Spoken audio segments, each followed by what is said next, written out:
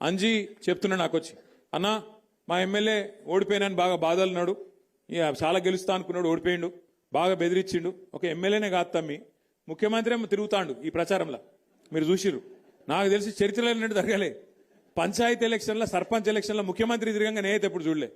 విజయోత్సవాల పేరిట ఏది 2 సంవత్సరాలు నిండినాయి, మేమేదో గొప్పగా నడిపినాం అని చెప్పి విజయోత్సవాల పేరు మీద జిల్లా జిల్లా తిరిగి ముఖ్యమంత్రి గారు కూడా పరోక్షంగా సర్పంచ్ ఎన్నికల్లో ప్రచారం చేశారు.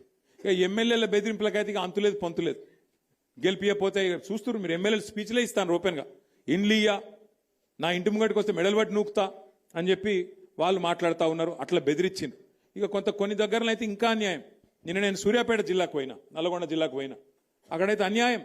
ఒక సోదరుడు మల్లయ్య యాదవ్ గారని ఆయన మీద దాడి చేసి కిరాతకంగా హత్య చేసి చంపేసిండ్రు. ఇంకొకాడ ఒక సోదరుడు మనోడు నామినేషన్ వేస్తే ఆయన ఎత్తుకపోయి కిడ్నాప్ చేసి, ఆఖరికి ఎంత ఘోరమంటిగా చెప్పరాదు, నా నోటితో నేను చెప్పలేకపోతున్నా, అంత కిరాతకం కూడా అక్కడ తిప్పర్తి మండలంలో ఒక మనోడు సోదరుడు ఆయన మీద కూడా చేసినారు. ఇంకో దగ్గరనైతే గెలిచినాక ఓట్లు వేసినాక, గెలిచినాక కాదు, ఓట్లు వేసినాక మన ఓట్లు కావాలని తీసేసి తీసుకుపోయి మోరిలో వారేసిండ్రు.